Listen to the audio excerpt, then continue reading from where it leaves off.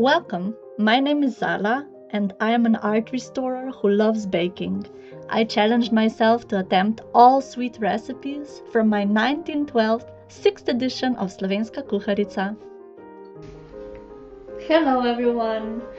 It's raspberry season here and I have way too many raspberries and way too little recipes to use them.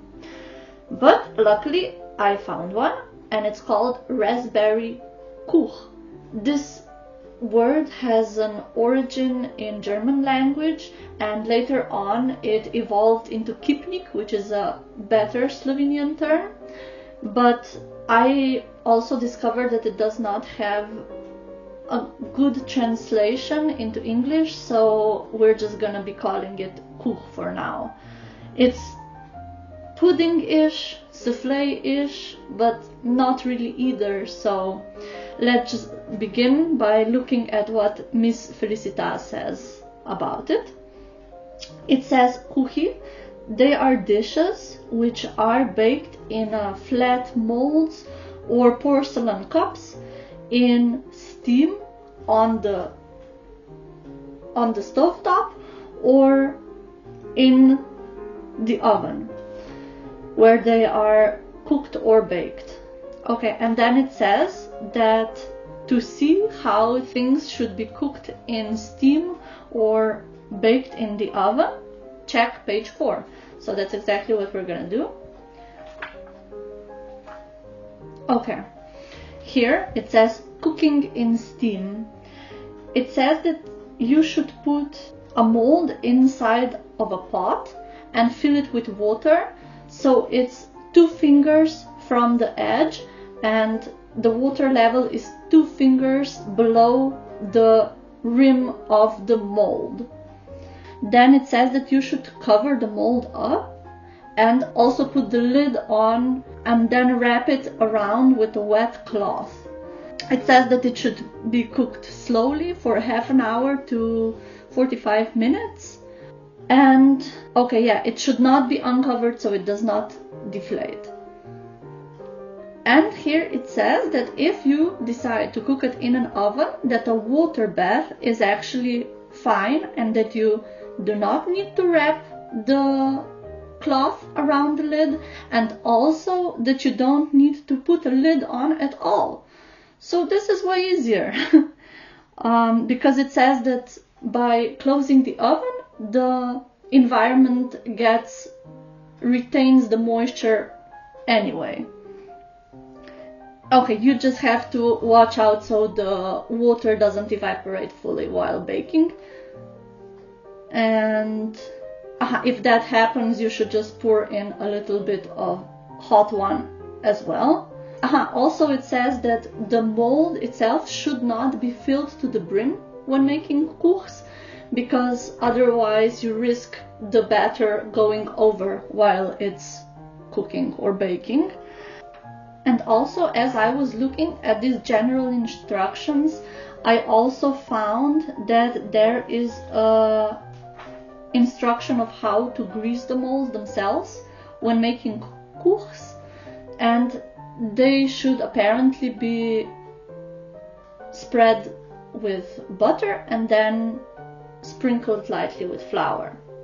And one thing that I find interesting is that here is an actual illustration of how these original molds for kuch looked. So let's just see what the recipe tells us to do. Here we go, raspberry kuch. Okay, you should soak 1 bun with crust grated off in milk. Okay, I'm guessing that you should cut it up in pieces first. That's what we're gonna do, at least. And you should heat up... What? You should heat up 2 eggs of butter. So does she mean like 2 eggs the size, like volume wise, or that it should that the recipe should be proportional to the amount of butter that you would use for 2 eggs. Oh boy. Okay, I have no idea. I think I'm gonna go with an actual size volume of 2 eggs of butter and hope for the best. Then then it says that you should heat the butter up. You should put 1 spoon of flour inside, the wrung out bun, which is presumably cut, and 2 fists of raspberries, which have been stuffed through a sieve. So I really dislike these old measurements of what a fist is supposed to be, because I never know, like, is it so I can close it around the hand, or just like this, and then I guess if it would matter that much, that they would include a more precise measure or something. So yes, it says you should fry it, saute it a bit, which is interesting. I have never seen such a recipe before in my life. It probably makes for a pretty heavy base of whatever we're gonna make. And then it says that you should just cool it off and mix in 6 egg yolks. Does not say anything specific about how you should be mixing them in. Just throw them in, I guess. And some sugar. Some. By taste then. Okay. And 5 egg whites beaten into stiff peaks. And 2 fists, again fists of breadcrumbs. Okay. And then you should put it in a buttered up mold and bake. And you should put it onto the table in the dish in which you were baking it in, so that it does not deflate. Which is interesting, because we had the instructions before that we should be, in fact, tipping them out of the mold. That's why we grease them up, no? Okay. Anyway, I am really curious about how this butter volume is gonna turn out, if I am making the right decision with this one. And also, I am having some doubts now that I'm thinking about. It says that you should just put sugar into the egg yolks, and since it warns me that it will deflate, I am thinking to myself that maybe I would be better off just stabilizing the egg whites with that sugar instead of just dropping them in the egg yolks. But I don't know. I see what we will do, and we will see if it collapses in the end. So let's just get straight to it, right? Let's get baking. Okay, I started off by grating the crust off of the bun. I chose a normal bun, which ended up weighing 60 grams, and I've actually used buns in a few recipes prior to this, in Češnjeva pogača, cherry flatbread, and that recipe also called for 2 buns, but it specifically said that if you do not have them, use 120 grams of bread.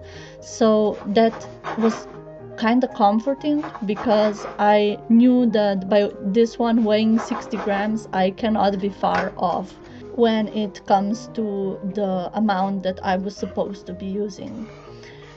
I cut it up into smaller pieces, let's say centimeter by centimeter, and soaked it with milk completely by feeling, but of course I weighed it as I was pouring it over, so that I would know which quantity exactly I'm putting in. After that, it was time to get on with our butter, so you can see me how I try my best to make 2 egg shapes or approximations of it, And yes, of course I had to compare, and yeah, it sounds about right, doesn't it? Then I proceeded to take 2 handfuls of raspberries, which I intended to cook a little bit, even though the recipe does not specifically ask me to, because I knew that I will have an easier time mashing them through a sieve than if I would just do it with raw raspberries, because this way the juices go out of them and it's just easier. After I have heated up my raspberries sufficiently, I melted the butter, and there was quite a lot of it, I guess, but I was curious to see how it would turn out. And after the butter was all melted, I proceeded to add in the bread, which I have cut in, and 1 tablespoon of flour. After I put in the flour, I know that I should have mixed it in with a whisk, but in that moment I wasn't really thinking about it. I just combined it as the recipe said, and I don't think it made that much of a difference in the end, since it got stirred in that much more when I added the bread and everything else. So as I added in the bread, I first squeezed the excess milk out of it. I didn't put that much force on the bread, that I would completely squeeze out all of the liquid, but I also didn't leave it dripping if I lifted it up. So I just followed my common sense with this one. And after that, I mashed the raspberries on top of the bread through a sieve so that the little seeds remained inside of the sieve. And as I was doing this step, I wasn't sure what the recipe really wanted of me when it came to sautéing or frying or whatever the appropriate term here is. So I just went with it on pretty high temperature until I saw that the bread mixture was starting to get lightly brown a bit, but I really didn't want to overdo it because I was afraid that I would evaporate all of the moisture and out of it, and that I would end up with a really dry cook at the end of this. After I was satisfied with how the bread mixture looked, I prepared the molds and went on to incorporating the eggs into the dish. And I've found it a bit suspicious that egg yolks are thrown in just like that. But I followed the recipe anyway, but I did have a little trouble, I guess, incorporating them evenly, since the bread mixture, by the time it was cooled down, stuck together, and I had to break it apart into smaller pieces as I was mixing in the egg yolks. After that, I added in 2 handfuls of breadcrumbs, which I put as much as my fists could hold without excess falling off as I was putting them in, if that makes any sense. Anyway, it ended up weighing like 30 grams. And I mixed all of that in with my wooden spoon, and then the only thing left to do was to mix in the egg whites and the sugar. And the recipe, actually, I noticed that it says sugar separately from egg whites, but as I was doing it, I couldn't resist my urge to stabilize these egg whites, adding the sugar to them instead of to the mixture itself. So I went with my baker's instinct and just put the sugar inside of the egg whites. so that I would get a firmer mixture, more stable mixture. That much more because the recipe itself warns that this Kuh specifically, is in danger of collapsing as you take it out or move it or do anything with it. So I thought to myself, maybe more stable egg white mixture would solve this problem. And the mixture did get a pretty satisfying structure, I'd say. It was quite thick, it was nice and airy, it had a nice feel to it, and I was fairly confident about it as I was putting it in. I took my deep cooking dish, I guess, put it inside of the oven and filled it up with water so that it was, like the recipe asked of me, about 2 fingers underneath the rim of the cups. And I ended up baking it for half an hour at 175 degrees Celsius. And as I took it out of the oven after 30 minutes, I got so scared when I saw how dark it was, and I really thought that I completely overdid it. So I was actually very curious to see if it would be super dry or actually edible.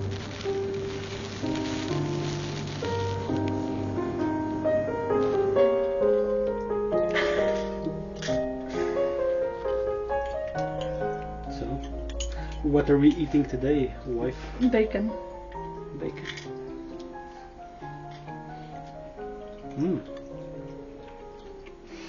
Oh my, so buttery. Yeah, and it's crunchy.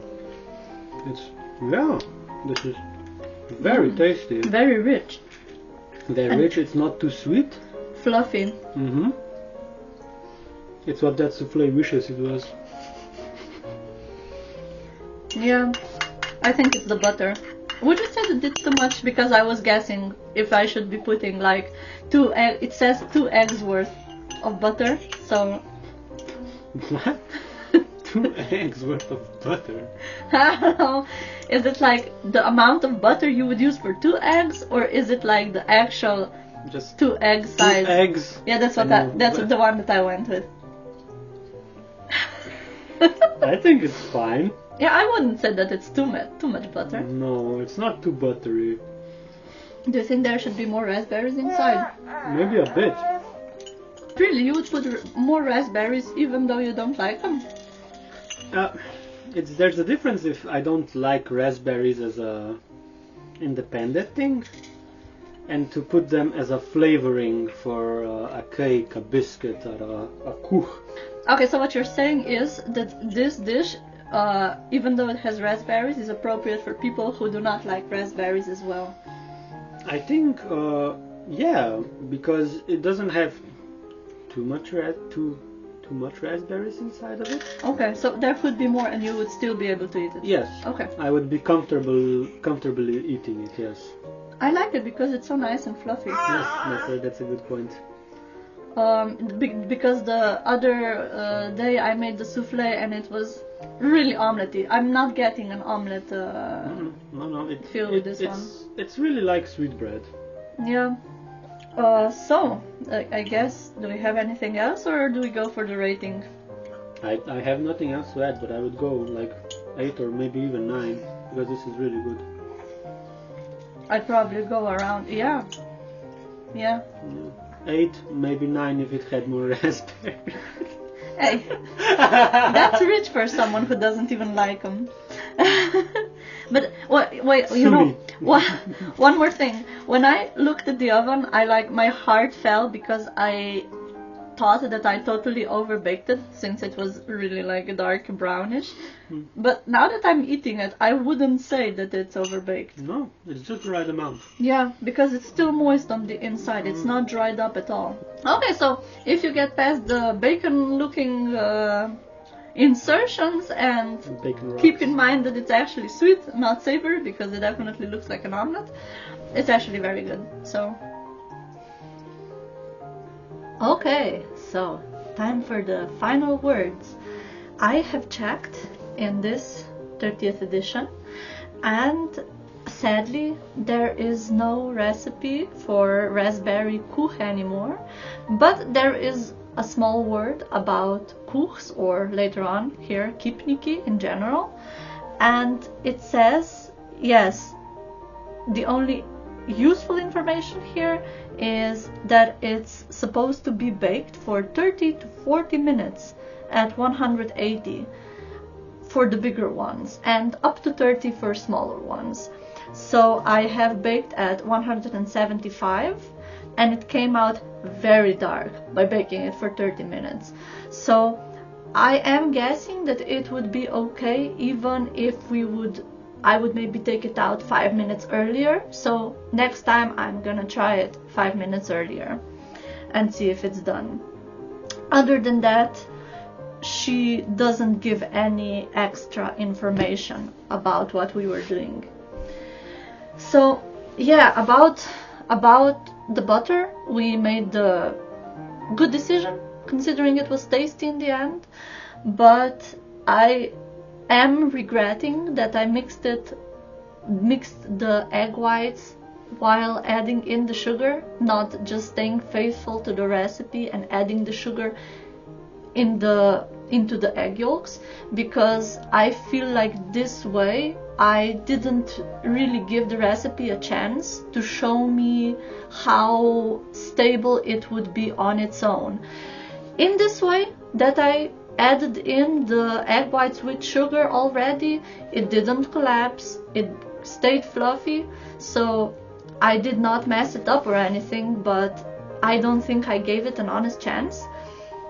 So in the light of that, I came to a decision that in the following 2 episodes I'm gonna make red currant kuch and strawberry kuch, because the recipes for those are basically identical to the one that I just made. The only thing that I will be doing is changing when I incorporate the sugar, especially with the red currant one, which is coming up next, so we can actually see what the recipe originally intended. So thank you for watching and staying with me on this journey. Bye!